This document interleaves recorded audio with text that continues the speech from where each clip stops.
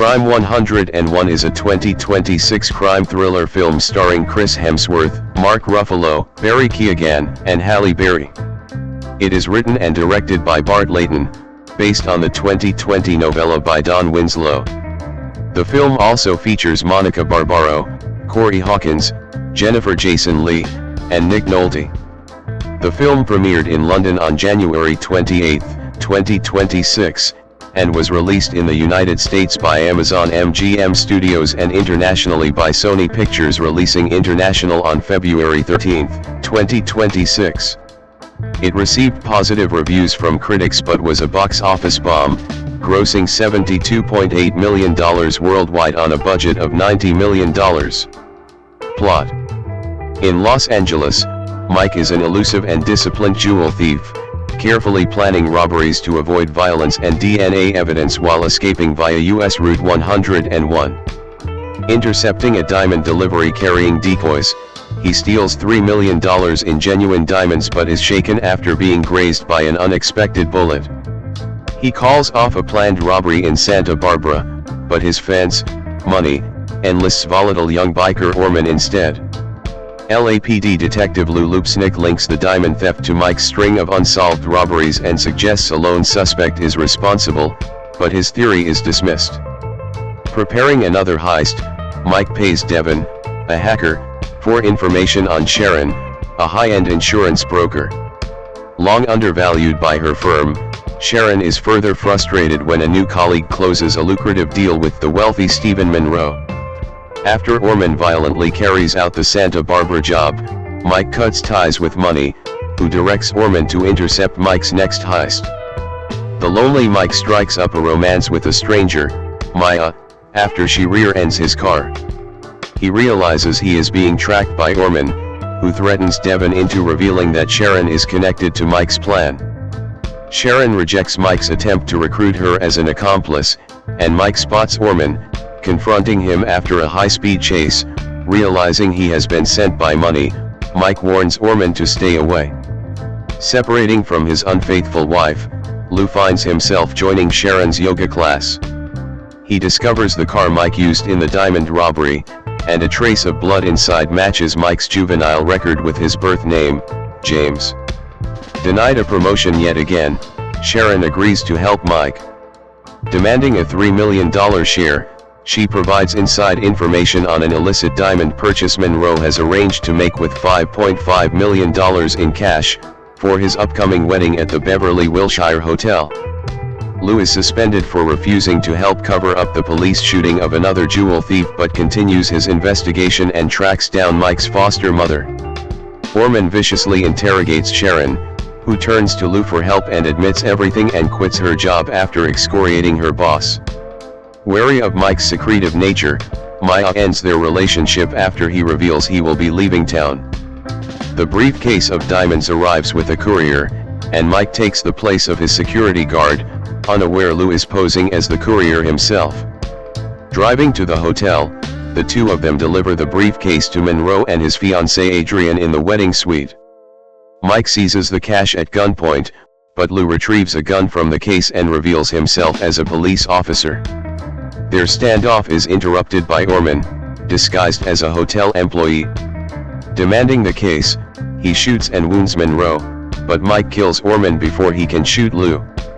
Allowing Mike to escape empty-handed, Lou uses knowledge of financial crimes Monroe has committed to force Monroe and his fiancée to support his story as he frames Orman for Mike's robberies. Having stolen the decoy gems taken into evidence from Mike's earlier heist, Lou swaps them with real diamonds from the briefcase, which he gives to Sharon to start a new life. He discovers Mike has left him his vintage green 1968 Camaro, and Mike sends Maya a childhood photo, asking her for a second chance. Cast: the film stars Chris Hemsworth, Mark Ruffalo, Barry Keoghan, and Halle Berry. Chris Hemsworth as Mike/James Davis, a Los Angeles jewel thief. Mark Ruffalo as Dead. Lou Loopsnick, a detective tracking Mike. Barry Keoghan as Orman, a psychotic, violent young biker. Halle Berry as Sharon Combs, an insurance broker who teams up with Mike. Monica Barbaro as Maya, Mike's love interest. Corey Hawkins as Dead. Tillman, Lou's partner. Jennifer Jason Leigh as Angie Lupsnick, Lou's estranged wife. Nick Nolte as Money, a well-connected but unpredictable underworld fence. Tate Donovan as Stephen Monroe, a wealthy client of Sharon's. Devin Bostic as Devin, a hacker. Payman Maadi as Sammy Kassem. Bobak Tafti as Ali. Deborah Heedwall as Ann. Paul Adelstein as Mark. Drew Powell as Dead. Townsend. Matthew Del Negro as Police Captain Stewart. John Schwab as Foster. Andra Nikita as Adrian. John Douglas as Grant. Production. In August 2023, it was announced that Amazon MGM Studios would distribute Crime 101, a film adaptation of the Don Winslow novella of the same name, beating out Netflix with a nearly $90 million offer. Pedro Pascal and Chris Hemsworth would star and Bart Layton would direct. 6-7 In May 2024, Mark Ruffalo replaced Pascal, who departed due to scheduling conflicts, and Barry Keoghan was also cast. 8-9 In October, Halle Berry, Corey Hawkins, and Monica Barbaro joined the cast in undisclosed roles. 10-11-12 In November, Jennifer Jason Leigh, Nick Nolte, Tate Donovan, Bobak Tafti, Payman Maadi, Deborah Heedwall, Devin Bostic, Paul Adelstein, Drew Powell, and Matthew Del Negro rounded out the cast. 13. Principal photography began in October 2024, in Los Angeles. 10-14 Jacob Sicher Schulsinger serves as the editor. 15 While Blank Mass composed the score. 16. Release. Crime 101 premiered on January 28, 2026, in London and was released in the United States on February 13, 2026, after initially being set for January 23. 17-18-10-19 The film premiered on Amazon Prime Video on April 1, 2026, as a Prime original movie. 20. Reception. Box office. As of April 1, 2026, Crime 101 has grossed $37 million in the United States and Canada, and $36 million in other territories, for a worldwide total of $72 million. 5. In the United States and Canada, Crime 101 was released alongside Wuthering Heights, Good Luck, Have Fun, Don't Die, and Goat, and was projected to gross $15 to $17 million from 3,161 theaters in its 4-day opening weekend. 3. The film grossed $3.9 million on its first day 21 and went on to debut to $14.3 million, and $16 million over the 4 days, finishing third behind Wuthering Heights and Goat. 22. In its second weekend the film made $5.8 million, finishing in fourth. 23-24. Critical response.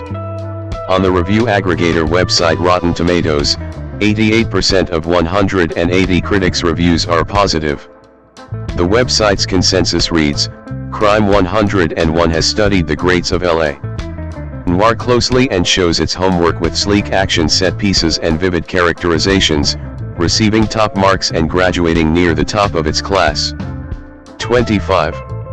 Metacritic, which uses a weighted average, assigned the film a score of 68 out of 100, based on 37 critics, indicating generally favorable reviews. 26 audiences polled by CinemaScore gave the film an average grade of B on an A+ to F scale. Christopher Hemsworth AM, born August 11, 1983, is an Australian actor and film producer. Born and raised in Melbourne, Victoria, and Bowman, Northern Territory, he rose to prominence playing Kim Hyde in the Australian television series Home and Away, 2004 to 2007, before beginning a film career in Hollywood. In the Marvel Cinematic Universe, Hemsworth starred as Thor in the 2011 film of the same name and reprised the role in several subsequent installments, which established him among the world's highest-paid actors. 1-2. His other film roles include the action film Star Trek, 2009, Snow White and the Huntsman, 2012, and its sequel The Huntsman, Winter's War, 2016, Red Dawn, 2012, Black Cot, 2015, Men in Black, International, 2019, Extraction, 2020, and its 2023 sequel, the thriller A Perfect Getaway, 2009, and the comedy Ghostbusters, 2016. Hemsworth's most critically acclaimed films include the comedy horror The Cabin in the Woods, 2012, the biographical sports film Rush, 2013, in which he portrayed James Hunt, the action film Furiosa, a Mad Max saga, 2024, which earned him a nomination for the IACTA Award for Best Actor in a Supporting Role, and the animated film Transformers 1, 2024, in which he voiced Optimus Prime. Early life. Christopher Hemsworth III was born on August 11, 1983, 4 in Melbourne, 5 to Leonie, née Van Os, 6 an English teacher, and Craig Hemsworth, a social services counselor. 7-8 He has an older brother, Luke, and a younger brother, Liam, both of them also actors. His maternal grandfather is a Dutch immigrant and his maternal grandmother is of Irish descent. 9 On his paternal line he is of English, Scottish, and German ancestry. 6. He was brought up both in Melbourne and in the outback in Bulman, Northern Territory. He has said, "My earliest memories were on the cattle stations up in the outback, and then we moved back to Melbourne and then back out there and then back again. Certainly most of my childhood was in Melbourne, but probably my most vivid memories were up there in Bulman with crocodiles and buffalo. Very different walks of life." 5. He attended high school at Heathmont College 5 before his family again returned to the Northern Territory, and then moved a few years later to Phillip Island. 10. Career. Early work, 2002 to 2010. Hemsworth started his career by appearing in several television series. In 2002, Hemsworth starred in 3 episodes of fantasy television series Guinevere Jones as King Arthur, as well as making an appearance in soap opera series Neighbours and 1 episode of Martial Law. The following year, he appeared in an episode of The Saddle Club. In 2004, Hemsworth auditioned for the role of Robbie Hunter in Australian soap opera Home and Away. He did not receive the part, but was subsequently recalled for the part of Kim Hyde. He moved to Sydney to join the cast, appearing in 171 episodes of the series. 11 He left the cast of Home and Away on July 3, 2007. Hemsworth later remarked that although he became more visible after Home and Away, his work on a soap opera did not earn him respect within the film industry. 12. Hemsworth was a contestant on the 5th season of Dancing with the Stars Australia, partnered with professional dancer Abby Ross. The season premiered on September 26, 2006, and after 6 weeks, Hemsworth was eliminated on November 7. Hemsworth's appearance in the franchise almost cost him the role of Thor, as producers of the Marvel film franchise feared fans would be put off. 13. In 2009, Hemsworth played James T. Kirk's father, George Kirk, in the opening scenes of J.J. Abrams' film Star Trek. The role was initially offered to Matt Damon, who turned it down. Abrams appreciated Hemsworth taking on the role.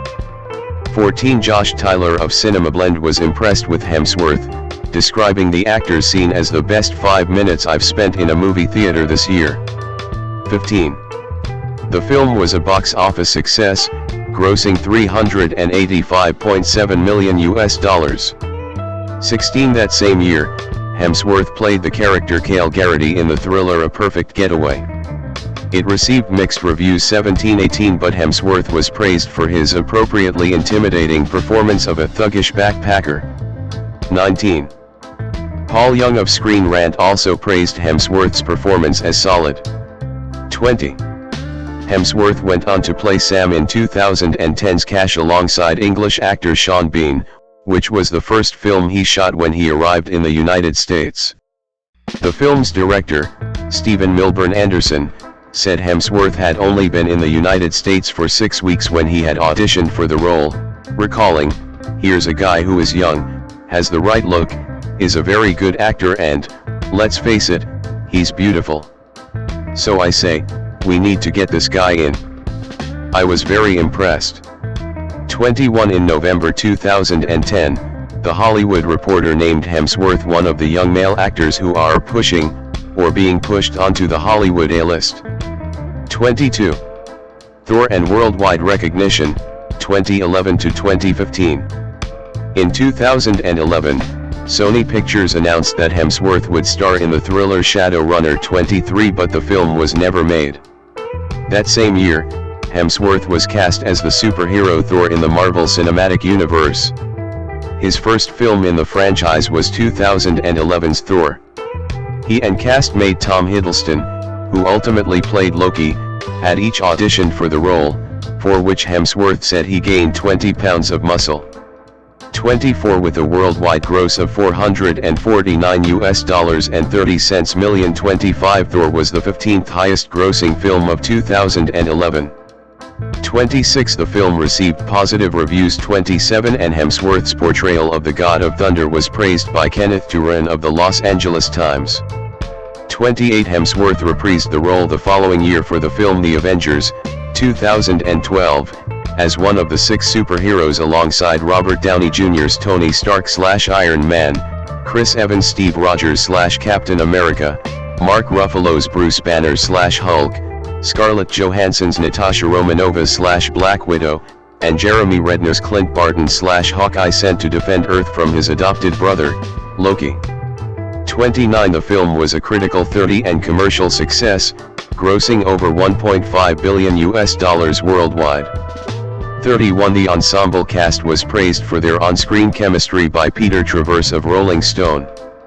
32 Hemsworth shot the horror film The Cabin in the Woods shortly after the release of Star Trek, but it went unreleased until 2012.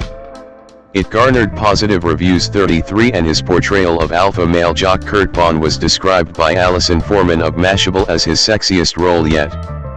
34 Hemsworth later starred opposite Kristen Stewart in the film Snow White and the Huntsman, 2012, as the Huntsman. Although a commercial success, grossing $396 million worldwide. 35 It received mixed reviews. 36 Critics were critical of Hemsworth and Stewart's on-screen chemistry, and Angela Watercutter of Wired felt the characters were not fully fleshed out.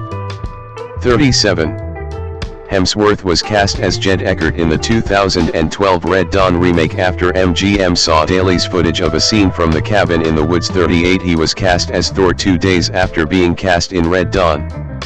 38 The film was a box office bomb, grossing only $50 million against a production budget of $65 million. 39 and received negative reviews.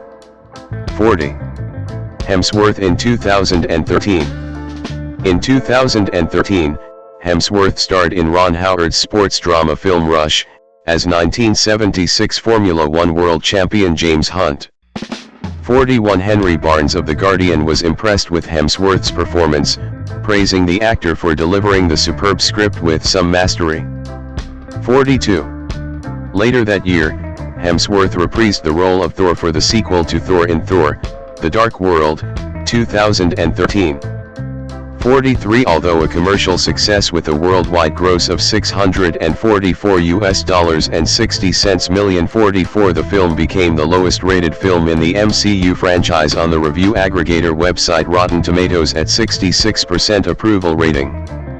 45 The chemistry between Hemsworth and Hiddleston was praised by critics. Ben Child of The Guardian wrote, "Thanks to Hiddleston and Hemsworth's impressive collective charisma, Thor: The Dark World is far from a franchise killer." 46 In 2015, Hemsworth starred in director Michael Mann's action thriller Black Cot, opposite Viola Davis. 47 The film bombed at the box office. 48 and was poorly received. 49 For many critics, a significant issue of the film was the casting of Hemsworth as a hacker. 50 Christy Lemire of the Chicago Sun-Times remarked, "Anyone who makes their way in the world sitting in front of a computer screen all day is not going to look as hunky as Hemsworth." 51 Hemsworth himself later admitted to being displeased with his performance. "I didn't enjoy what I did in the film," he commented. "It just felt flat, and it was also an attempt to do what I thought people might have wanted to see. But I don't think I'm good in that space." 52. He reprised his role as Thor for the fourth time in the sequel to the Avengers, Age of Ultron.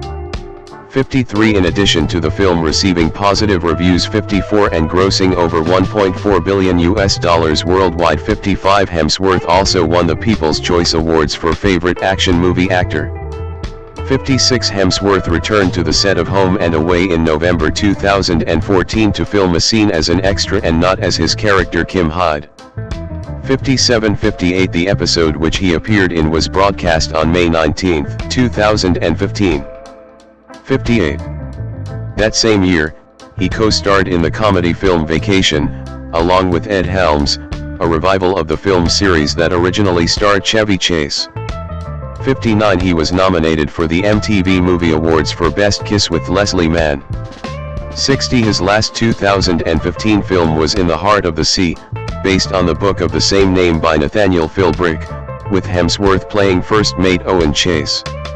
In an interview on Jimmy Kimmel Live, he said that to prepare for the role of starving sailors, the cast was put on a diet of 500 to 600 calories a day to lose weight. 61. In the Heart of the Sea received mixed reviews from critics, and was a box office disappointment, grossing $93 million against a $100 million budget. 62. But Hemsworth received a nomination for Choice Movie Actor, Action at the 18th Teen Choice Awards. 63. Continued commercial success, 2016, present. In 2016, Hemsworth reprised the role of Eric the Huntsman in The Huntsman, Winter's War, alongside Jessica Chastain, who played his love interest. Writing for IndieWire, Oliver Littleton criticized the on-screen chemistry between Hemsworth and Chastain, stating that they're both struggling uphill against accents they're palpably not comfortable with, displaying zero chemistry, and frankly appearing to be in different films. 64. The film underperformed compared to its predecessor, grossing only $165 million. 65. Hemsworth later joined the cast of the reboot Ghostbusters film, playing Kevin the receptionist. 66. 67. The film disappointed critically and commercially, but Hemsworth was praised for delivering the most fun by Caroline Westbrook of Metro 68 and won the Kids' Choice Awards for Favorite Movie Actor. 69. Hemsworth promoting Thor, Ragnarok at the 2017 San Diego Comic-Con.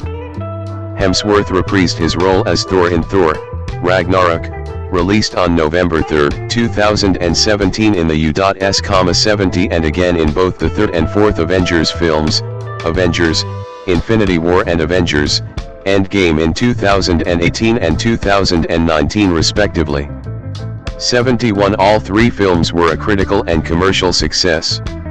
72. Matt Zoller cites of RogerEbert.com likened Hemsworth's acting to Cary Grant, stating that Hemsworth's charisma holds Thor, Ragnarok together whenever it threatens to spin apart.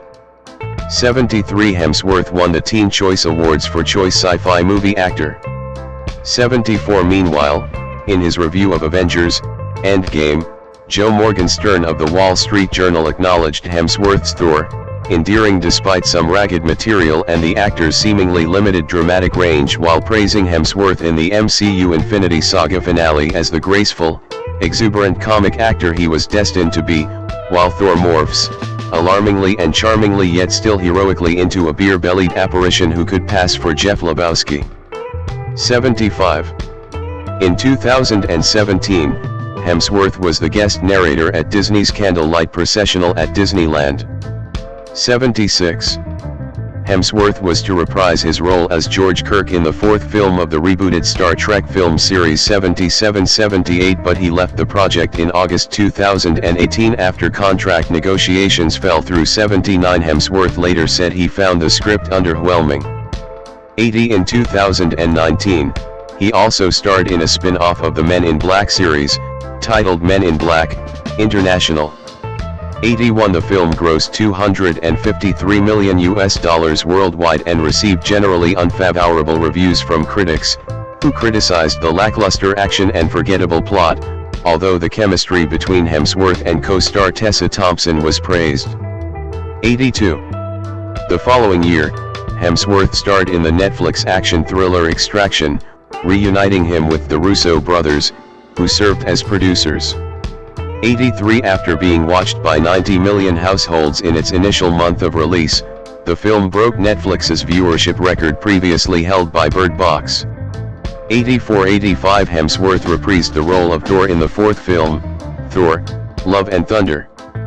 Filming began in February 2021 in Australia 86-87 and it was released in 2022.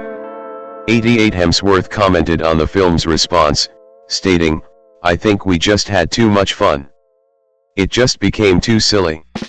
It's always hard being in the center of it and having any real perspective, you just don't know how people are going to respond." 89. He later reflected on his own performance, believing he had become a parody of himself with the improv and wackiness of the film, and that he didn't stick the landing. 90. Hemsworth at the 2024 San Diego Comic-Con. Hemsworth worked on Limitless with Chris Hemsworth in 2022, a 6-part documentary series, for National Geographic. The show paired Hemsworth with noted filmmaker Darren Aronofsky. The show has Hemsworth appearing in a variety of different ways that humans have sought to increase their health. The episodes saw Hemsworth take a plunge in icy Arctic water, fast for long periods of time, and participate in an indigenous Australian ceremony. 91-92, the last of which resulted in some controversy for the show, as indigenous groups claimed that filming at the sacred site was disrespectful to the culture. 93. Hemsworth returned as Tyler Rake in Netflix's Extraction 2, 2023, 94, which earned him $20 million. 95. Hemsworth starred in the Mad Max: Fury Road spin-off Furiosa, a Mad Max saga, released in May 2024. 96. The Washington Post wrote that he had perhaps created one of the all-time great screen villains in his role as the warlord Dementus. 97. Hemsworth voiced a young Optimus Prime in the Transformers prequel film Transformers 1. 98-99. In October 2024, Hemsworth entered talks to play the title character in Paul King's Prince Charming for Disney. 100. Hemsworth featured in A Road Trip to Remember, a 2025 National Geographic documentary about his father's experience with Alzheimer's disease. 101. In 2026, Hemsworth starred alongside Marvel co-star Mark Ruffalo in the crime thriller film Crime 101, for which he was also executive producer. 102. Hemsworth will once again return as Thor in Avengers: Doomsday, scheduled for release in December 2026. 103. Public image. After appearing as Thor in the MCU franchise, Hemsworth's physique gained attention from fans. 104. His exercise routines have been regularly discussed in the media, including the Times of India 105, Men's Health 106, 107, Men's XP 108, Entertainment Tonight 109 and Metro. 110. He later created the fitness app Centra, which provides paying customers access to nutrition, wellness, and exercise routines. 111. In 2014, he was named the sexiest man alive by People magazine. 112. Hemsworth is an avid supporter of the Western Bulldogs in the Australian Football League. 113. He was the star of the AFL's 2014 Everything's Possible campaign, donating the fees for his involvement to the Australian Children Foundation. 114. Hemsworth was also the star in the AFL's 2017 I'd Like to See That commercial. 115. Wealth. As his career in Hollywood films has developed, Hemsworth has become one of the world's highest paid actors. 1-2. He appeared in Forbes' World's Highest Paid Actors list in 2014, 116, 2015, 117 and 2018. 118. Additionally, He ranked 31st in the magazine's list of highest paid celebrities in 2018, 119, and 24th in 2019, 120, with estimated earnings of $76.4 million US. 121. Charity. In May 2020, Chris and his brother Liam were among the celebrities who read an installment of Roald Dahl's children's fantasy novel James and the Giant Peach in aid of the global non-profit charity Partners in Health, co-founded by Dahl's daughter Ophelia, which had been fighting COVID-19 in vulnerable areas. 122. Personal life.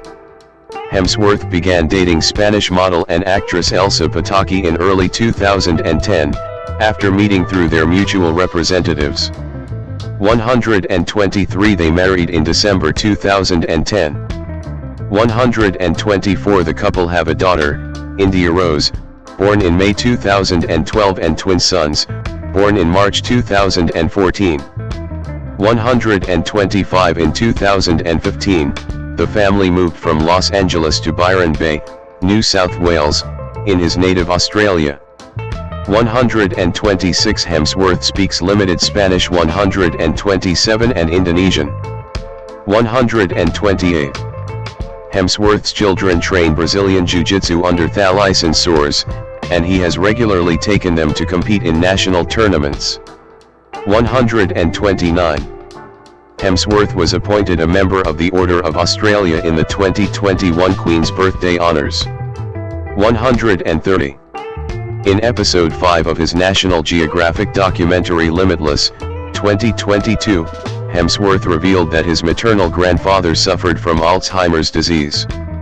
It was also revealed that Hemsworth himself has inherited 2 copies of the APOE4 gene, one from his mother and one from his father, which makes it 8 to 10 times likelier for him to eventually develop Alzheimer's disease than the general population. Mark Allen Ruffalo,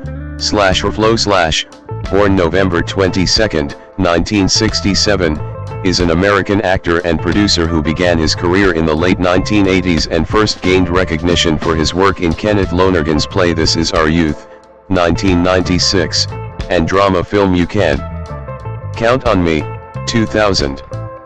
He went on to star in the romantic comedies 13 Going on 30, 2004, and Just Like Heaven, 2005, and the thrillers In the Cut, 2003, Zodiac, 2007, and Shutter Island, 2010. He received a Tony Award nomination for his supporting role in the Broadway revival of Awake and Sing.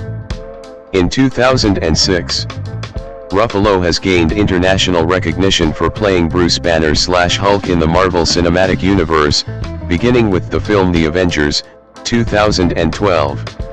Ruffalo earned a record-tying 4 nominations for the Academy Award for Best Supporting Actor for playing a sperm donor in The Kids Are All Right, 2010, Dave Schultz in Foxcatcher, 2014, Michael Resendez in Spotlight, 2015, and a debauched lawyer in Poor Things, 2023. He won a Screen Actors Guild Award for Best Actor for playing a gay activist in the television drama film The Normal Heart, 2015, and a Primetime Emmy Award for Outstanding Lead Actor for his dual role as identical twins in the miniseries I Know This Much Is True, 2020. Early life.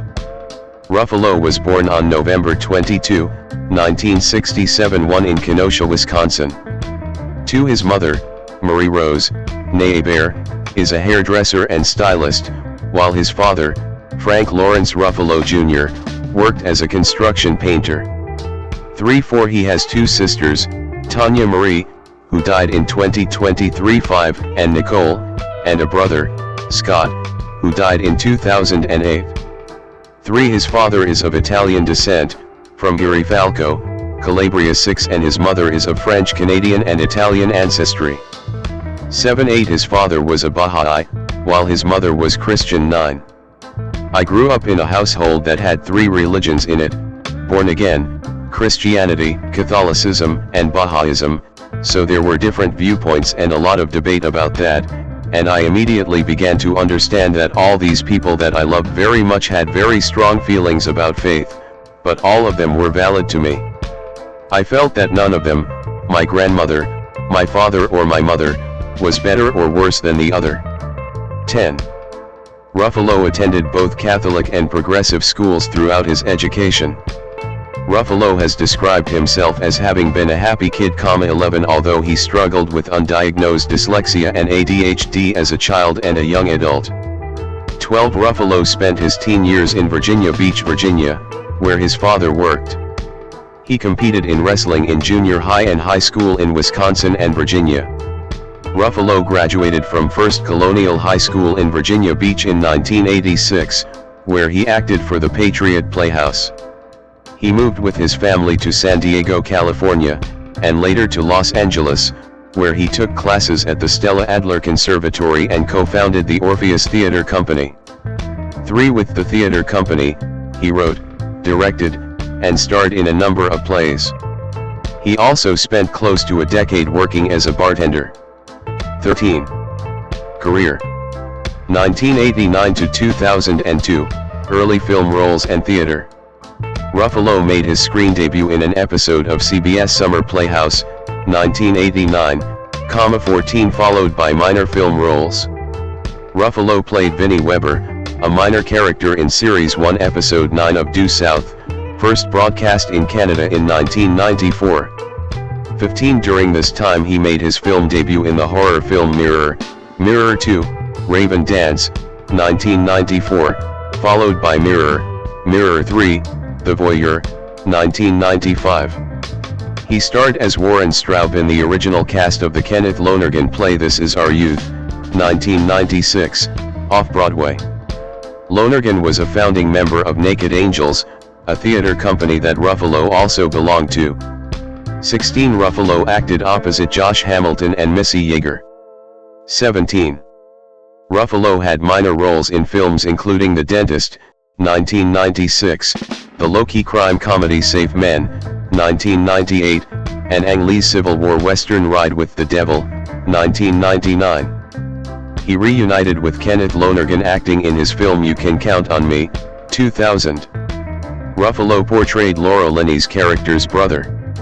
3. The film received critical acclaim and 2 Academy Award nominations.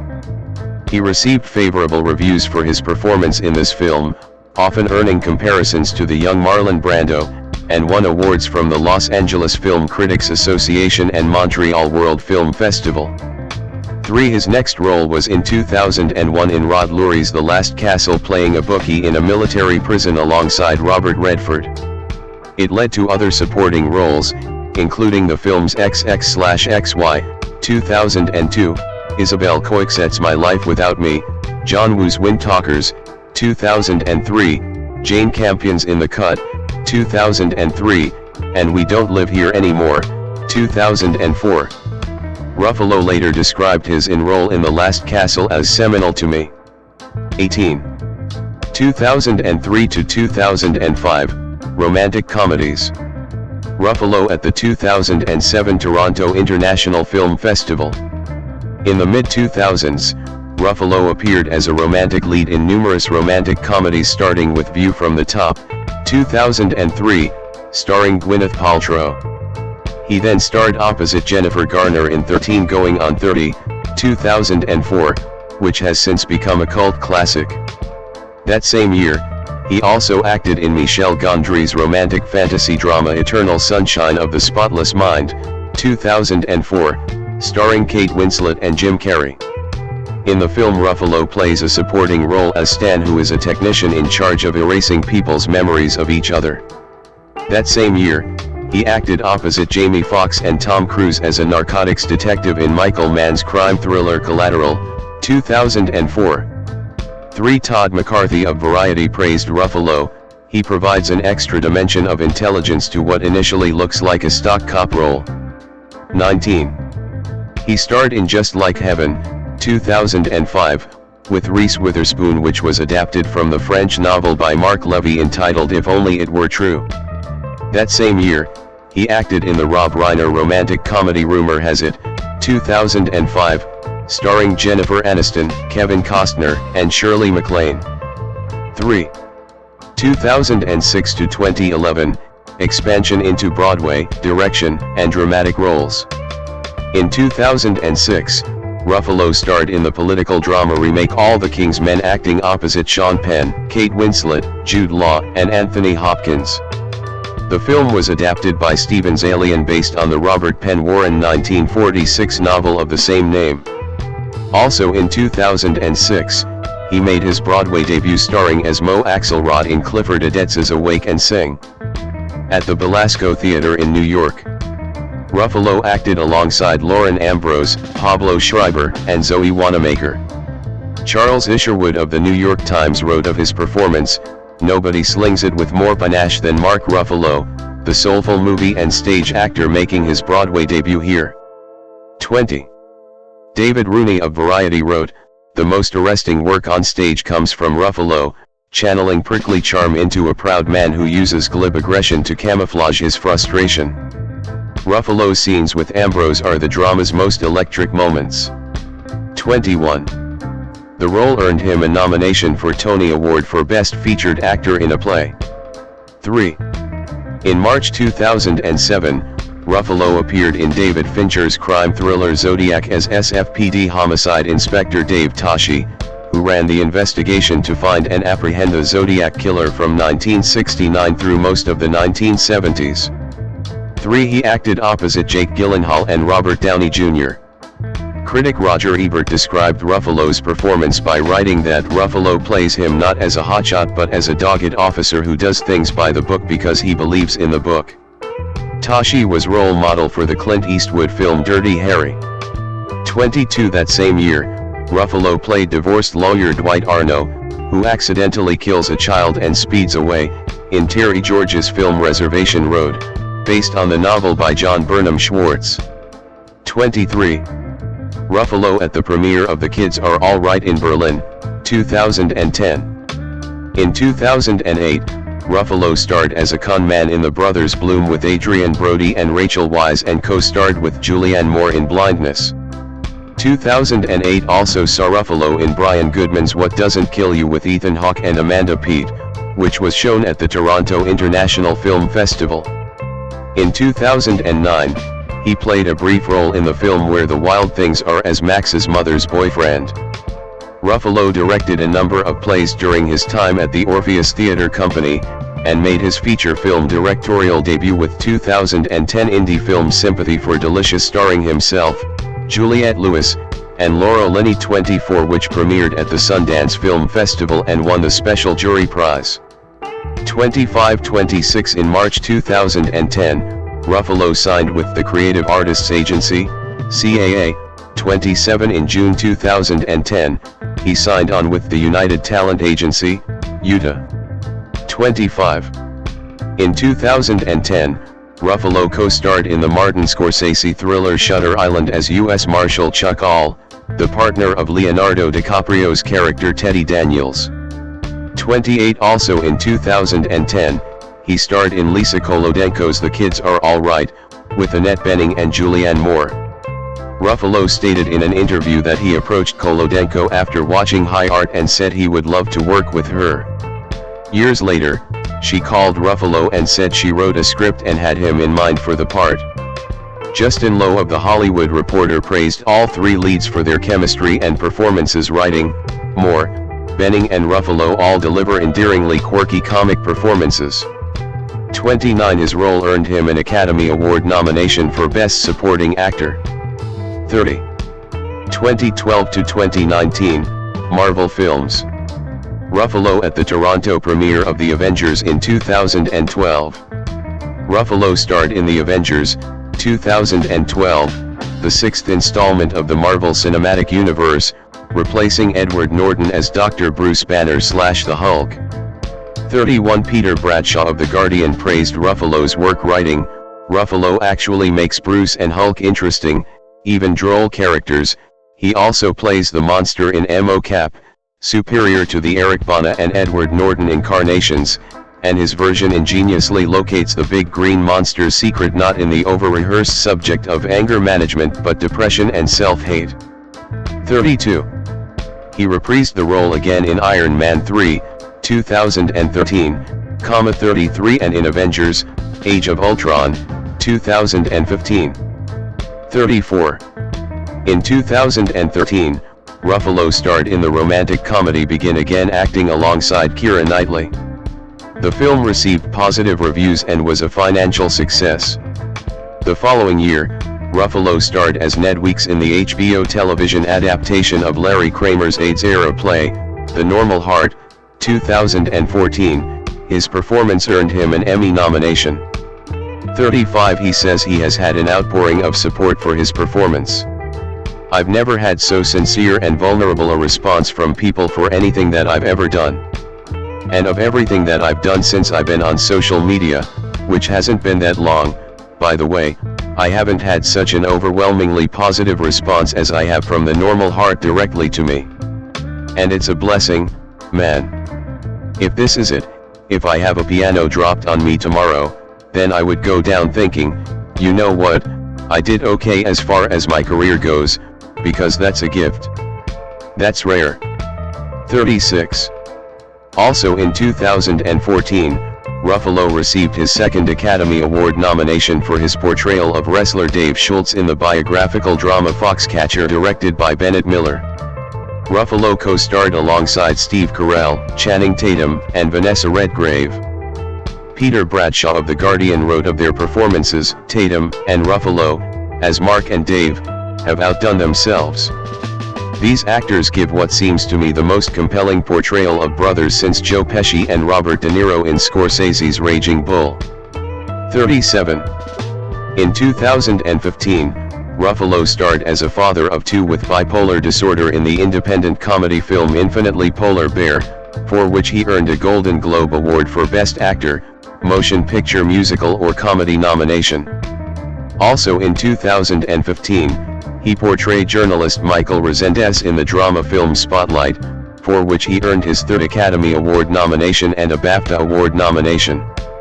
Ruffalo acted opposite Michael Keaton, Rachel McAdams, John Slattery, and Liev Schreiber. Ruffalo told The Hollywood Reporter that he met with Resendez and studied him as research for the film, saying, "I spent a lot of time with the real journalist, I had meals with him. I talked with him for hours. I sat next to him at work, I watched him work the phones. I watched him write his stories. I talked to him about his life and his family. I had him give me tours of Boston. As much as I could soak him up seemed to be the most important part." 38. Ruffalo portrayed Agent Dylan Rhodes in Now You See Me Too, 2016, and executive produced the romantic drama Anything, 2017. He returned to Broadway in the revival of the Arthur Miller play The Price, 2017, at the American Airlines Theater. Ruffalo acted opposite Danny DeVito and Tony Shalhoub. Marilyn Stasio of Variety wrote, "Ruffalo and DeVito clearly get a kick out of the buying and selling rituals of Victor and Solomon. There is warmth in their tones and mutual respect in their exchange of confidences." 39. In 2019, he starred as Robert Bylot in the Todd Haynes-directed legal thriller Dark Waters, which he also produced. The film co-starred Anne Hathaway, Tim Robbins, Bill Pullman, and Victor Garber. During this time he reprised his role of Bruce Banner in Thor, Ragnarok, 2017, 40 Avengers, Infinity War, 2018, 4142 Captain Marvel, 2019, 43 and Avengers, Endgame, 2019. 44. He has been noted for spoiling the endings of Avengers, Infinity War a year ahead of theatrical release, 4142, as well as Avengers, Endgame a few weeks ahead of release. 44. 2020, present, critical resurgence and continued work in Marvel. In 2020, Ruffalo portrayed dual roles of Dominic Birdsey/Thomas Birdsey in the HBO limited series I Know This Much Is True, where he also served as an executive producer.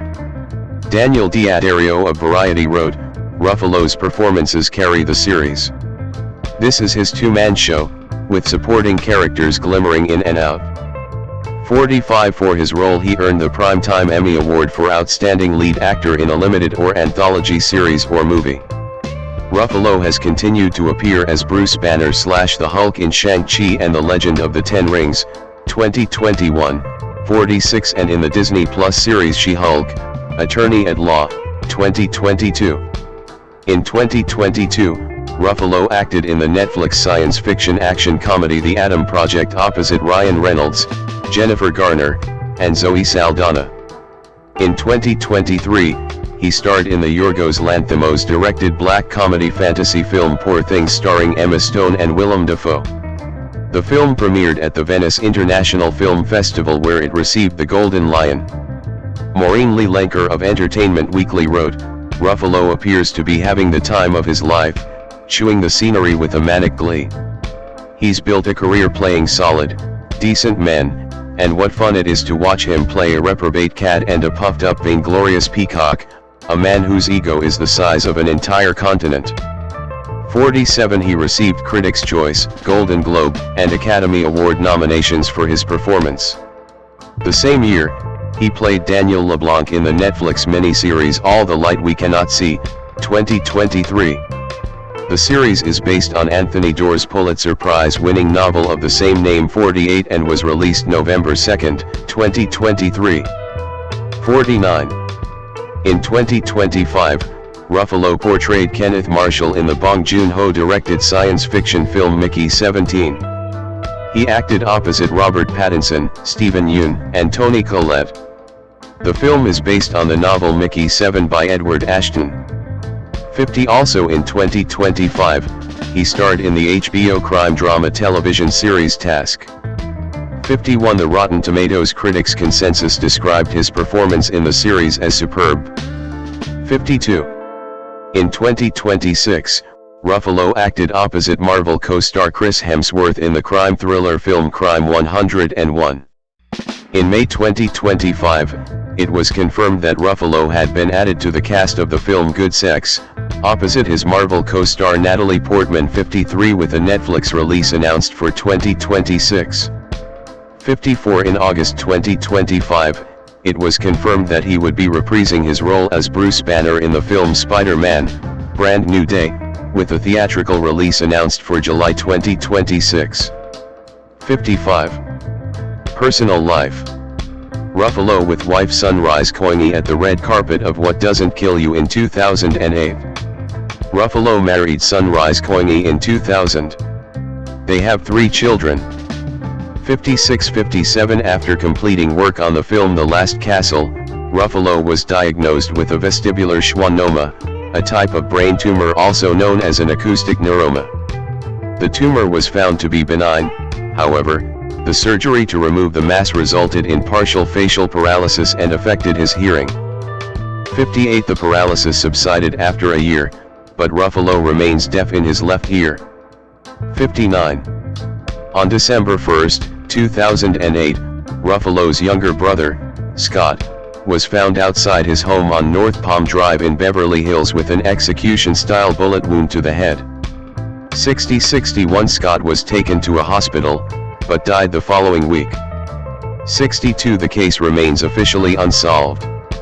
63 A Saudi woman, who had initially been charged, Shaha Mishal Adam, then 26 years old, was released from the Beverly Hills jail for what police records say was insufficient evidence, per the warrant. Her lawyer stated that Scott Ruffalo had been playing with the gun. 64.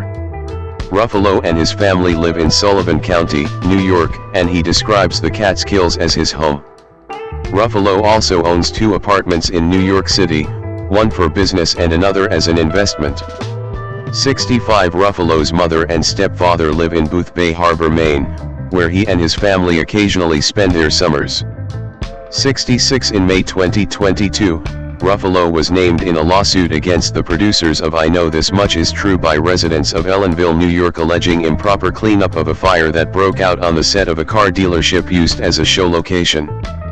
67 The lawsuit claims that the residents suffered physical and emotional injuries and added that the fire caused damage to their homes and exposed them to toxic fumes. 68. Activism and political views. Ruffalo with Medal of Honor recipient retired U.S. Marine Corps CPL. Kyle Carpenter, 2014. Politics. During the 2014 Brazilian presidential election, Ruffalo initially expressed support for Marina Silva's candidacy. 69 However, he publicly withdrew his endorsement, citing changes in her party's government platform regarding LGBT rights. 70 As well as the candidate's opposition to gay marriage and women's reproductive rights. 71. In the 2016 Democratic Party presidential primaries, Ruffalo supported Democratic candidate Bernie Sanders. 72 After the primaries, Ruffalo endorsed Democratic presidential nominee Hillary Clinton. 73 While on The Late Show with Stephen Colbert, Ruffalo endorsed Senator Bernie Sanders for president in the 2020 U.S. presidential election, stating, "You know, when he gets in the office, he is going to be fighting for us." 74 In June 2017, Ruffalo posted a petition on Twitter urging NBC to stop hiring white conservative commentators. 75. In April 2017, Ruffalo expressed support for recognition of the Armenian genocide. 76. Ruffalo endorsed Labour Party leader Jeremy Corbyn in the 2017 UK general election. He tweeted, "Because Jeremy Corbyn offers people an alternative to the corporate status quo, which never ends well for them, I humbly endorse Corbyn." 77-78. Ruffalo signed a letter supporting Corbyn, whom he described as a beacon of hope in the struggle against emergent far-right nationalism, xenophobia, and racism in much of the democratic world, and endorsed him in the 2019 UK general election. 79. In November 2021, Ruffalo criticized the not guilty ruling in the case of Kyle Rittenhouse in his hometown of Kenosha, Wisconsin, and said that the people that Rittenhouse shot were victims of murder. 80-81-82 In April 2022, Ruffalo urged voters to check voter ID requirements in their states through posts to his social media. Ruffalo cited Vote Riders as a source of assistance for voter ID requirements across the United States. 83-84. In the 2024 U.S. presidential election, Ruffalo endorsed Democratic candidate Kamala Harris. 85 He also supported the Green Party in the 2024 British Columbia general election. 86 He took part in the June 2025 No Kings protests, where he marched along with other celebrities such as Susan Sarandon. 87 In a Zadio interview with Mehdi Hasan in September 2025, Ruffalo criticized Democratic Party leadership, specifically Chuck Schumer and Hakeem Jeffries, saying they are the absolute antithesis of what the Democratic Party needs right now. 88 At the 2026 Golden Globe Awards, Ruffalo wore a pin that "Be Good" in remembrance and support of Renee Good. 89. Environmentalism. In 2008, Ruffalo expressed concern that gas companies were eyeing his family's land in Callicoon, New York, and New York wrote that Ruffalo, after doing his own investigation, became anti-fracking's first famous face. 90 On October 4, 2010, Ruffalo appeared on The Rachel Maddow Show to discuss hydraulic fracturing and the FRAC Act of 2009. 91 He claimed in the December 2010 issue of GQ that after he organized screenings in Pennsylvania of a documentary about natural gas drilling called Gasland, he was placed on a terror advisory list. 92 The Pennsylvania Governor's Office of Homeland Security denied the claim. 93. In March 2016, Ruffalo narrated and produced Dear President Obama, The Clean Energy Revolution Is Now, a documentary by director John Boarmaster which looks at President Barack Obama's environmental tenure and legacy concerning the massive expansion of oil and natural gas drilling. 94 In October 2017, Ruffalo actively supported the Standing Rock Sioux Reservation in their opposition to the Dakota Access Pipeline project. 95. In 2019, Ruffalo starred in and co-produced Dark Waters, which spotlighted another one of his environmental concerns with its true-life depiction of a corporate lawyer's relentless pursuit of justice to expose poisonous pollution by chemical behemoth DuPont. In June 2020, Ruffalo appeared in a webinar conference for the Irish Green Party to encourage members to accept the recently negotiated programme for government, agreed between the party, Fine Gael, and Fianna Fáil. 96 In 2020, Ruffalo praised the closure of the Indian Point nuclear power plant, and called for the closure of additional nuclear power plants. 97. Anti-war activism.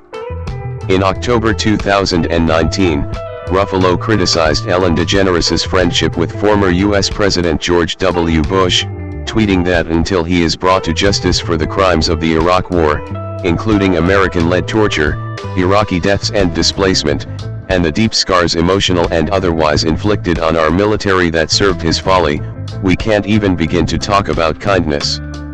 98. In October 2020, speaking to Mehdi Hassan, Ruffalo condemned what he called Israel's asymmetrical warfare against the Palestinians, stating, "There is no reason that an ally of America should not be held to the same standards as any other nation in the world," while also relating that he had been called an anti-Semite for his views, saying, "It's really tough to hear. And the fact that so many people will take it to that extreme, when you're talking about that kind of inequality, that kind of oppression, that kind of apartheid." 99. During the 2021 Israel-Palestine crisis, Ruffalo posted numerous tweets critical of Israel. He later tweeted an apology for suggesting Israel was committing genocide, stating, "It's not accurate, it's inflammatory, disrespectful and is being used to justify anti-Semitism here and abroad." 100, 101, 102. In March 2022, Ruffalo expressed support for Ukraine during Russia's invasion and referred to Ukrainian President Volodymyr Zelensky as a hero. He criticized political commentator Tucker Carlson, calling him a crony for Russian President Vladimir Putin. 103. Ruffalo signed an October 2023 open letter of artists for ceasefire during the Israeli bombardment of Gaza. 104. In November 2023, Ruffalo criticized the Israeli Prime Minister Benjamin Netanyahu for describing the civilian deaths during the Israeli attacks on Gaza as collateral damage. 105. At the 96th Academy Awards, Ruffalo was one of several celebrities wearing an artist's call for ceasefire now pin on his lapel. Ruffalo called out in support of protesters blocking the red carpet at the awards. 106. In September 2023, Ruffalo raised awareness for the Armenian humanitarian crisis during the 9-month blockade of Nagorno-Karabakh. 107, 108. In September 2024, Ruffalo, alongside Susan Sarandon, Cynthia Nixon, and Rosie O'Donnell, signed an open letter from SAG-AFTRA and Sister Guild members calling for a ceasefire and condemning the industry's McCarthyist repression of members who acknowledge Palestinian suffering. The letter followed the November 2023 firing of Melissa Barrera from the Scream franchise, due to her comments on the Gaza war in which she equated Gaza to a concentration camp and accused Israel of distorting the Holocaust to boost the Israeli arms industry. 109, 110. In May 2025, Ruffalo signed a letter criticizing the killing of Palestinian photojournalist Fatima Hassouna. She had been killed in an Israeli airstrike. 111. Ruffalo is a signatory of the Film Workers for Palestine boycott pledge that was published in September 2025. 112. In September 2025, Ruffalo signed an open pledge with Film Workers for Palestine pledging not to work with Israeli film institutions that are implicated in genocide and apartheid against the Palestinian people. 113, 114. Civil rights. Ruffalo is pro-choice.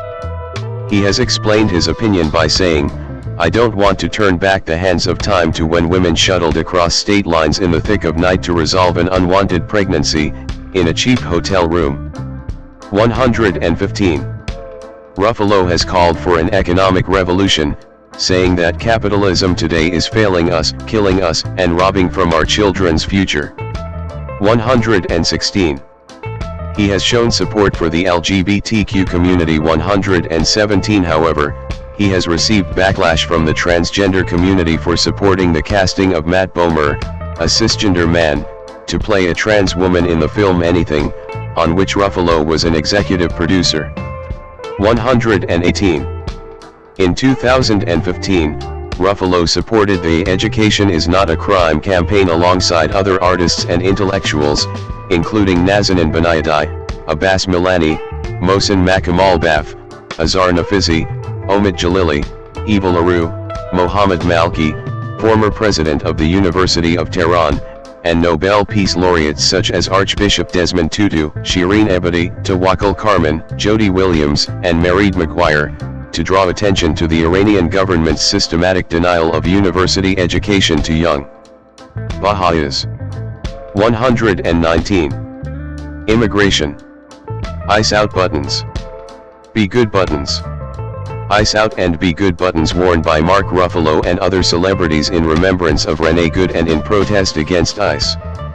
In June 2025, Ruffalo participated in the No Kings protest opposing deportation practices under the second presidency of Donald Trump. 120. In a video and accompanying Instagram post, Ruffalo defended immigrants as vital to the U.S. economy and accused the ultra-wealthy of being the real threat to society, stating that it's time to take our country back from extreme wealth that has its hands all over the power of the nation. 121. In July 2025, Ruffalo criticized podcaster Joe Rogan on Threads for belatedly opposing ICE raids after having supported Donald Trump's 2024 re-election, writing that it's a little late now to pretend like Project 2025 didn't exist. 122. At the 83rd Golden Globe Awards on January 11, 2026, Ruffalo wore a Be Good pin on the red carpet in protest of the killing of Renee Good by an ICE agent in Minneapolis. 123. In a red carpet interview, he said the pin was for the people in the United States who are terrorized and scared today, adding that I love this country, and what I'm seeing here is not America. 124. Prior to the ceremony, he had written on Instagram, "This week an American citizen was killed by ICE, and as a concerned human, I can't pretend like this is normal." 124.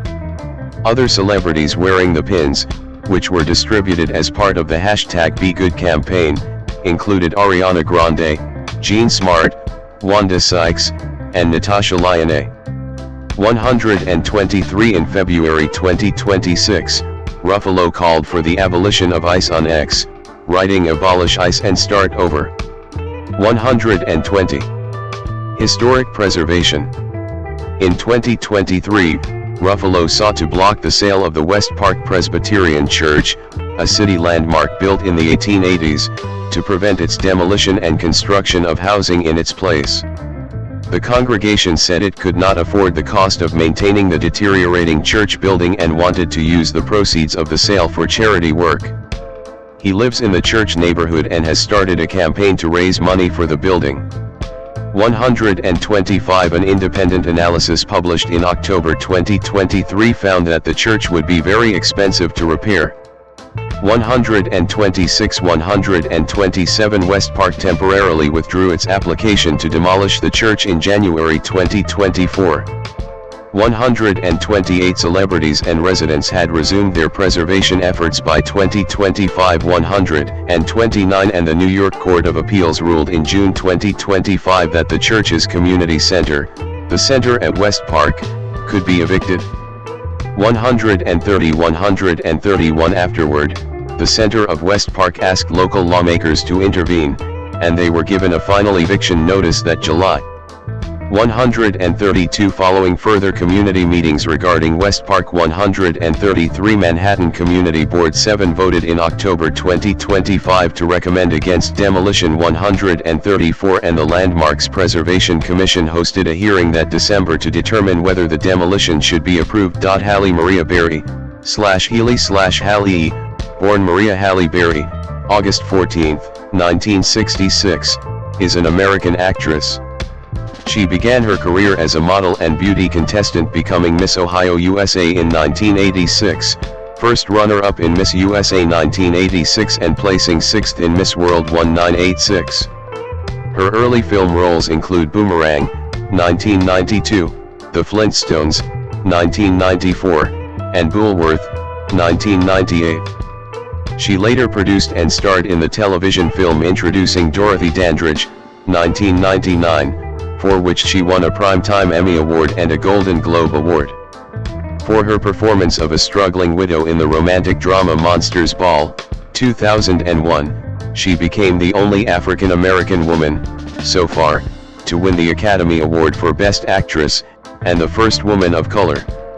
Later roles include Storm in the X-Men film series, 2000 to 2014, a villain in Swordfish, 2001, Bond girl Jinx in Die Another Day, 2002, a psychiatrist in Gothica, 2003, and the title role in the much-derided Catwoman, 2004.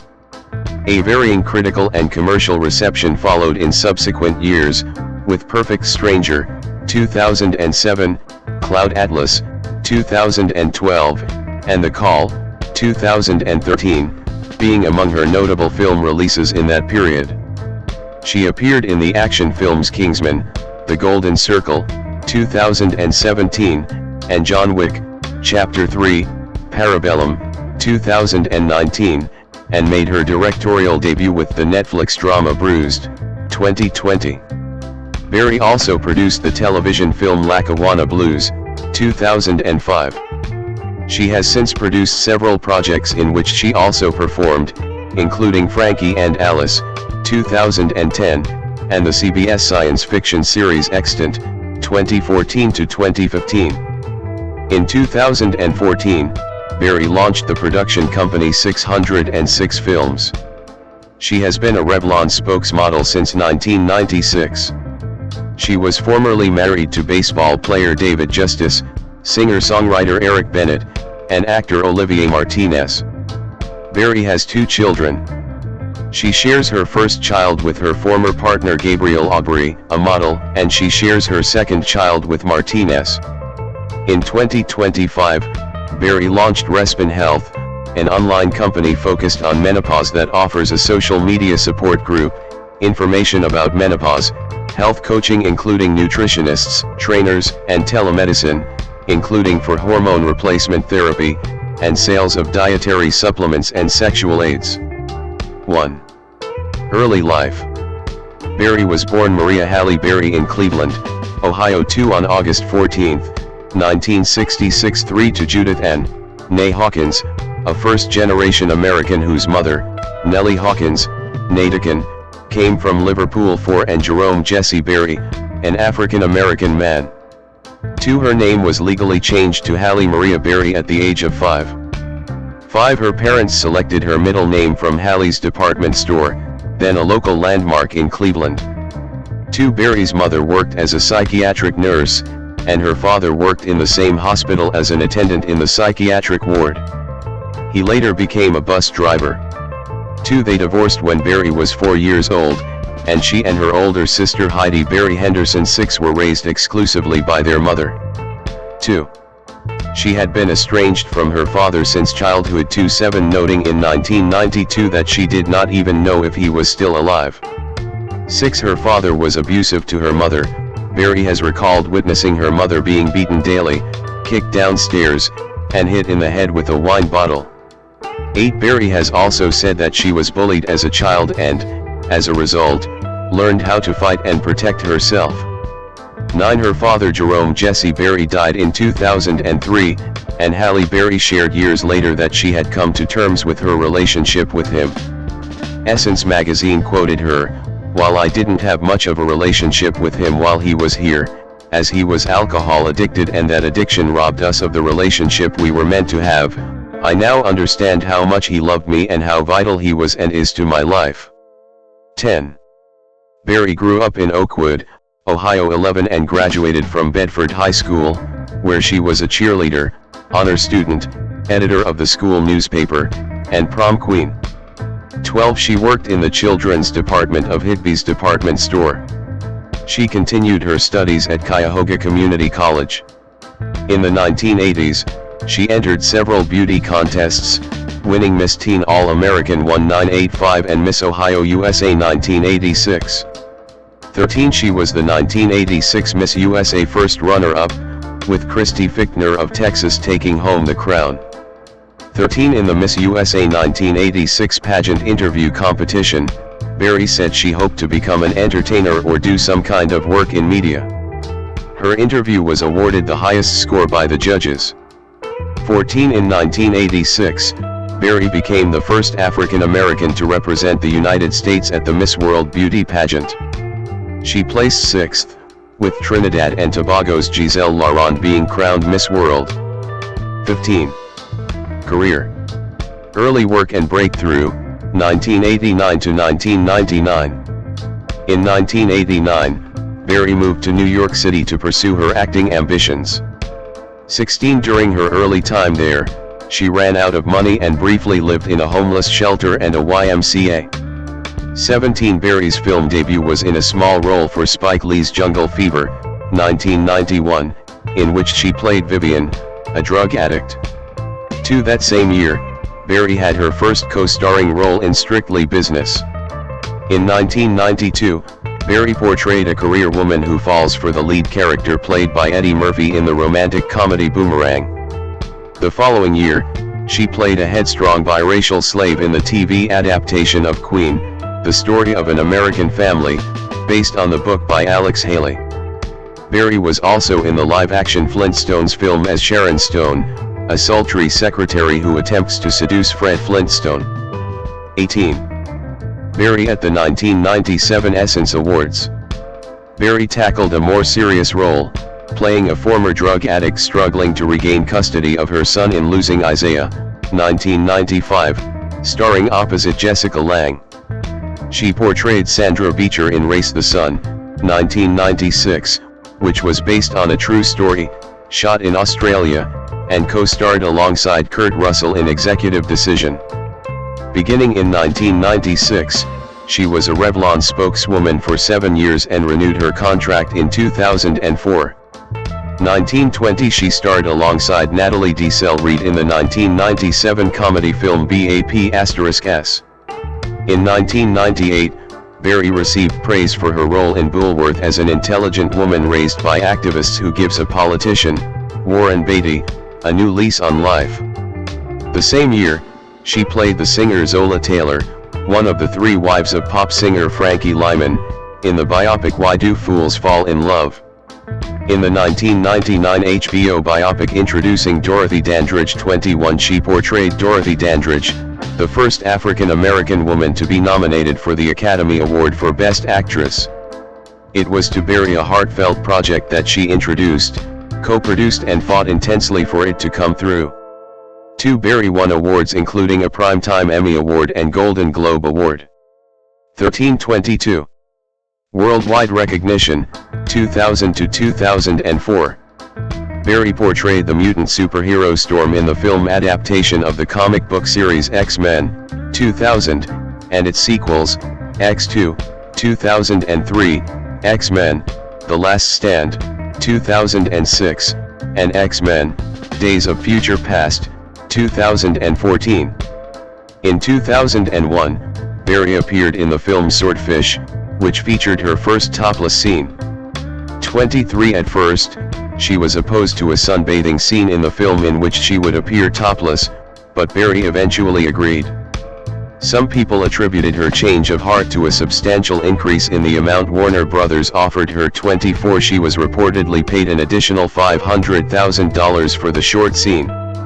25 Berry denied these stories, telling one interviewer that they amused her and made for great publicity for the movie. 23-26.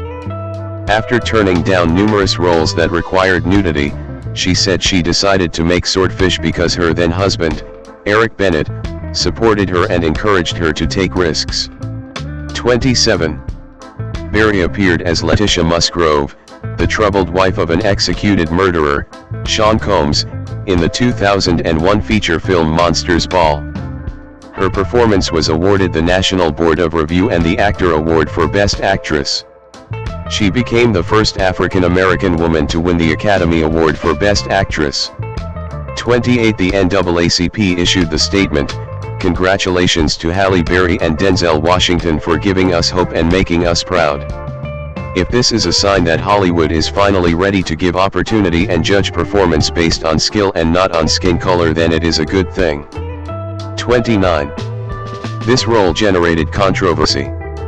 Her graphic nude love scene with a racist character played by co-star Billy Bob Thornton was the subject of much media chatter and discussion among African Americans. Many in the African American community were critical of Berry for taking the part. 27. Berry responded, "I don't really see a reason to ever go that far again. That was a unique movie. That scene was special and pivotal and needed to be there, and it would be a really special script that would require something like that again." 27.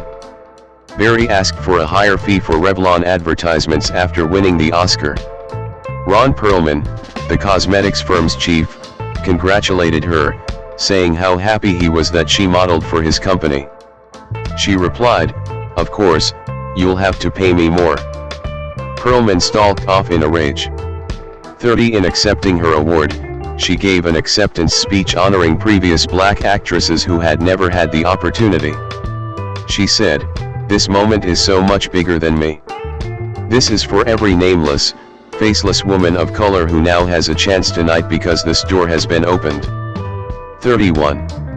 Upper body shot of Berry dressed in brown and gold evening gown and holding an autograph pen. Berry at the German premiere of Catwoman in 2004. As Bond girl Jason Tajinx Johnson in the 2002 Die Another Day, Berry filmed an homage to Dr. No, emerging from the surf to be greeted by James Bond as Ursula Andress had 40 years earlier. 32. Lindy Hemming, costume designer on Die Another Day, had insisted that Berry wear a bikini and knife as a homage. 33. Berry has said of the scene, "It's splashy, exciting, sexy, provocative, and it will keep me still out there after winning an Oscar." 27. 34. According to an ITV News poll, Jinx was voted the 4th toughest girl on screen of all time. 35. Berry was hurt during filming when debris from a smoke grenade flew into her eye. It was removed in a 30-minute operation. 36. After Berry won the Academy Award, rewrites were commissioned to give her more screen time for X2. 37. She starred in the psychological thriller Gothika opposite Robert Downey, Jr. in November 2003. She had broken her arm while filming a scene with Downey, who twisted her arm too hard. Production was halted for 8 weeks while she healed. 38. It was a moderate hit at the United States box office, taking in $60 million, it earned another $80 million abroad. 39. Berry appeared in the new metal band Limp Bizkit's music video for Behind Blue Eyes for the motion picture soundtrack for the film. The same year, she was named number 1 in FHM's 100 Sexiest Women in the World poll. 40. Berry starred as the title role in the film Catwoman 39, for which she received $12.5 million. 41. It is widely regarded by critics as one of the worst films ever made. 42. She was awarded the Worst Actress Razzie Award for her performance. She appeared at the ceremony to accept the award in person, while holding her Oscar from Monsters Ball. 43. With a sense of humor, considering it an experience of the rock bottom in order to be at the top. 44. Holding the Academy Award in one hand and the Razzie in the other, she said, "I never in my life thought that I would be up here, winning a Razzie. It's not like I ever aspired to be here, but thank you. When I was a kid, my mother told me that if you could not be a good loser, then there's no way you could be a good winner." 45. Established actress and career fluctuations, 2005 to 2013. Head and shoulders shot of a smiling Berry with dark hair pulled back, wearing a lace shirt and turquoise necklace. Berry at New York Fleet Week in 2006. Her next role was in the Oprah Winfrey-produced ABC television film Their Eyes Were Watching God, 2005, an adaptation of Zora Neale Hurston's novel of the same name. Berry portrayed a free-spirited woman whose unconventional sexual mores upset her 1920s contemporaries in a small community. She received her second Primetime Emmy Award nomination for her role.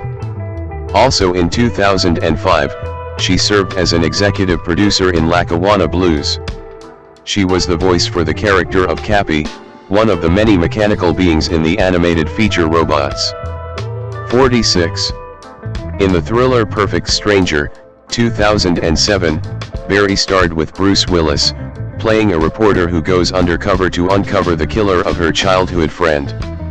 The film grossed a modest $73 million worldwide, and received lukewarm reviews from critics, who felt that despite the presence of Berry and Willis, it is too convoluted to work, and features a twist ending that's irritating and superfluous.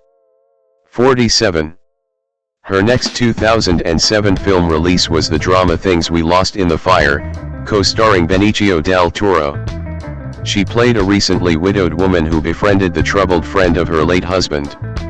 The film was the first time in which she worked with a female director, Danish Suzanne Bier, giving her a new feeling of thinking the same way, which she appreciated. 48. While the film made $8.6 million in its global theatrical run, 49, it garnered positive reviews. The Austin Chronicle found the film to be an impeccably constructed and perfectly paced drama of domestic and internal volatility, and felt that Berry is brilliant here, as good as she's ever been. 50. In April 2007, Berry was awarded a star on the Hollywood Walk of Fame in front of the Kodak Theater at 6801 Hollywood Boulevard for her contributions to the film industry.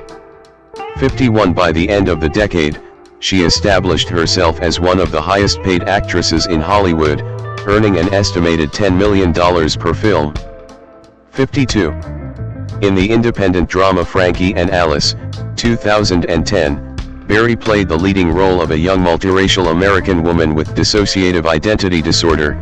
She struggled against her alter personality to retain her true self. The film received a limited theatrical release, to a mixed critical response. The Hollywood Reporter described the film as a well-wrought psychological drama that delves into the dark side of one woman's psyche, and found Berry to be spellbinding in it.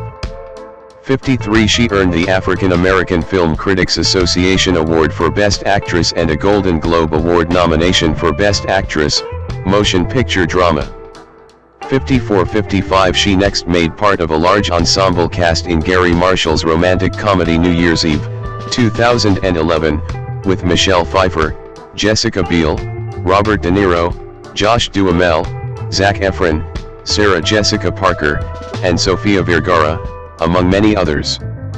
In the film, she took on the supporting role of a nurse befriending a man in the final stages, De Niro.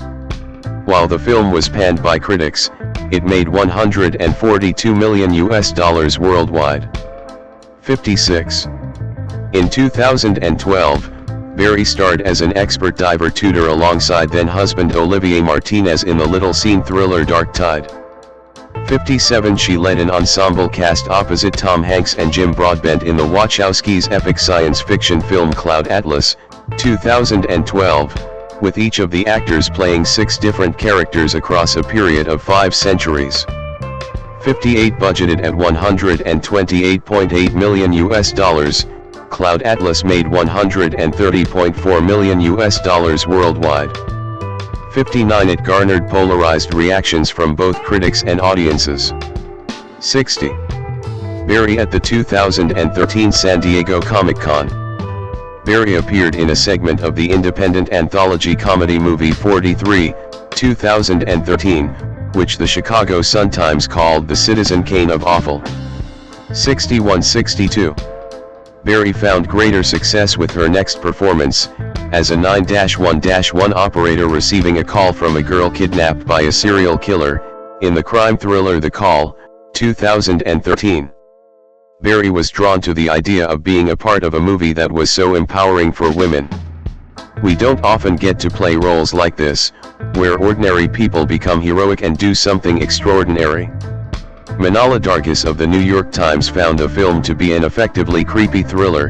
63. While reviewer Dwight Brown felt that the script gives Berry a blue-collar character she can make accessible, vulnerable, and gutsy. 64. The Call was a sleeper hit, grossing $68.6 million around the globe.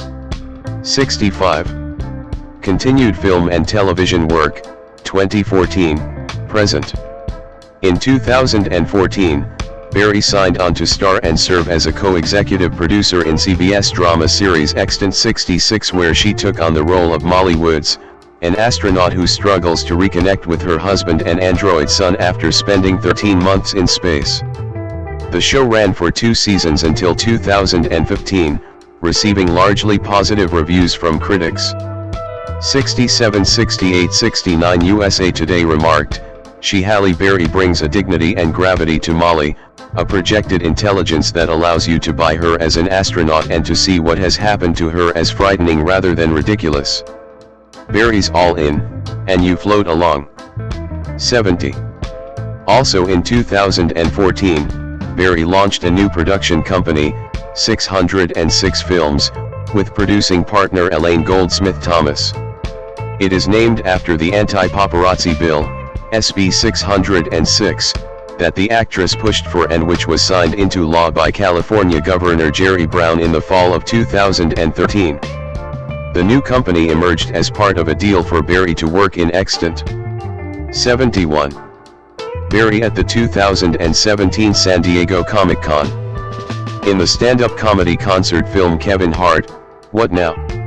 2016, Berry appeared as herself, opposite Kevin Hart, attending a poker game event that goes horribly wrong.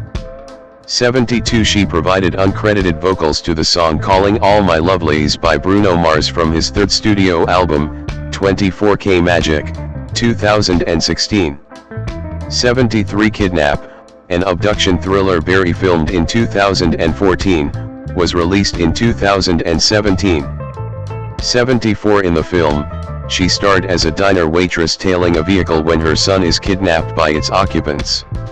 Kidnap grossed $34 million and garnered mixed reviews from writers, who felt that it strays into poorly scripted exploitation too often to take advantage of its pulpy premise or the still impressive talents of Berry.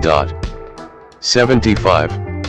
She next played an agent employed by a secret American spy organization in the action comedy sequel Kingsman: The Golden Circle, 2017, as part of an ensemble cast, consisting of Colin Firth, Taron Egerton, Mark Strong, Julianne Moore, and Elton John. While critical response towards the film was mixed, it made $414 million worldwide. 76. Alongside Daniel Craig, Berry starred as a working-class mother during the 1992 Los Angeles riots in Denise Gamzergiven's drama Kings, 2017. The film found a limited theatrical release following its initial screening at the Toronto International Film Festival 77 and as part of an overall lukewarm reception. 78. Variety noted, "It should be said that Berry has given some of the best and worst performances of the past quarter century, but this is perhaps the only one that swings to both extremes in the same movie." 79. Berry competed against James Corden in the first rap battle on the first episode of TBS's Drop the Mic, originally aired on October 24, 2017. 80. She played Sophia, an assassin, in the film John Wick, Chapter 3, Parabellum, which was released on May 17, 2019, by Lionsgate. 81. She is, as of February 2019, executive producer of the BET television series Boomerang, based on the film in which she starred. The series premiered February 12, 2019. 82. Berry made her directorial debut with the feature Bruised, in which she plays a disgraced MMA fighter named Jackie Justice, who reconnects with her estranged son. The film premiered at the Toronto International Film Festival in September 2020. 83. And was released on Netflix in November 2021. 84. Berry received a positive review from Deadline for her performance. 85. In January 2023, Berry signed with Range Media Partners as a producer and director. 86. In April 2025, Berry was announced as a member of the jury for main competition section of the 2025 Cannes Film Festival. 87. In 2026, she starred in the crime thriller film Crime 101, opposite Chris Hemsworth and Mark Ruffalo. 88. Media image. Berry in 2025. Berry was ranked number 1 on People's 50 Most Beautiful People in the World list in 2003 after making the top 10 7 times and appeared number 1 on FHM's 100 Sexiest Women in the World the same year. 89-90 She was named Esquire magazine's Sexiest Woman Alive in October 2008, about which she stated, "I don't know exactly what it means, but being 42 and having just had a baby, I think I'll take it." 91-92. Men's Health ranked her at number 35 on their 100 Hottest Women of All Time list. 93 In 2009, she was voted number 23 on Empire's 100 Sexiest Film Stars. 94 The same year, rapper Hurricane Chris released a song titled Halle Berry, She's Fine, extolling Berry's beauty and sex appeal. 95 At the age of 42, in 2008, she was named the sexiest black woman by Access Hollywood's TV One Access survey. 96, 97, 98, 99 Born to an African-American father and a white mother, Berry has stated that her biracial background was painful and confusing when she was a young woman, and she made the decision early on to identify as a black woman because she knew that was how she would be perceived. 16. Personal life. Berry dated Chicago dentist John Ronan from March 1989 to October 1991. 100 In November 1993, Ronan sued Berry for $80,000 in what he claimed were unpaid loans to help launch her career. 101 Berry contended that the money was a gift, and a judge dismissed the case because Ronan did not list Berry as a debtor when he filed for bankruptcy in 1992. 12. According to Berry, a beating from a former abusive boyfriend during the filming of The Last Boy Scout in 1991 punctured her eardrum and caused her to lose 80% of her hearing in her left ear. 12 She has never named the abuser, but she said that he was someone well known in Hollywood. In 2004, her former boyfriend Christopher Williams accused Wesley Snipes of being responsible for the incident, saying, "I'm so tired of people thinking I'm the guy who did it. Wesley Snipes busted her eardrum, not me."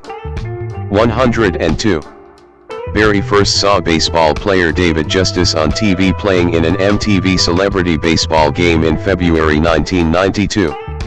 When a reporter from Justice's hometown of Cincinnati told her that Justice was a fan, Berry gave her phone number to the reporter to give to Justice.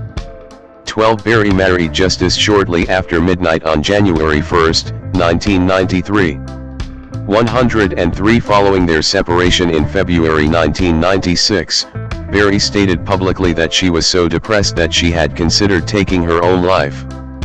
104 105 Berry and Justice were divorced on June 20, 1997. 106. In May 2000, Berry pleaded no contest to a charge of leaving the scene of a car accident. She was sentenced to 3 years probation, fined $13,500, and ordered to perform 200 hours of community service. 107. Berry married her second husband, singer-songwriter Eric Bennett, on January 24, 2001, following a 2-year courtship. 27 108 Bennett underwent treatment for sex addiction in 2002. 109 By early October 2003, they had separated. 108 and their divorce was finalized on January 3, 2005. 110 111. In November 2005, Berry began dating French-Canadian model Gabrielle Aubry, whom she had met at a Versace photo shoot. 112 Berry gave birth to their daughter in March 2008. 113 On April 30, 2010, Berry and Aubry announced that their relationship had ended some months earlier.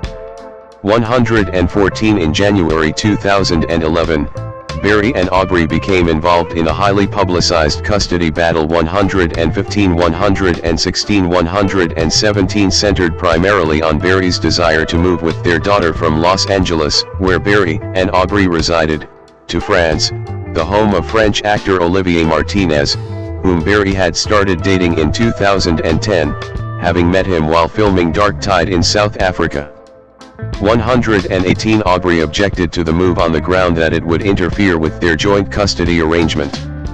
119 In November 2012, a judge denied Berry's request to move the couple's daughter to France. 120 Less than 2 weeks later, on November 22, 2012, Aubrey and Martinez were both treated at a hospital for injuries after engaging in a physical altercation at Berry's residence. Martinez performed a citizen's arrest on Aubrey and, because it was considered a domestic violence incident, was granted a temporary emergency protective order preventing Aubrey from coming within 100 yards of Berry, Martinez, and the child with whom he shares custody with Berry, until November 29, 2012. 121 In turn, Aubrey obtained a temporary restraining order against Martinez on November 26, 2012, asserting that the fight had begun when Martinez had threatened to kill Aubrey if he did not allow the couple to move to France. 122 Leaked court documents included photos showing significant injuries to Aubrey's face, which were widely displayed in the media.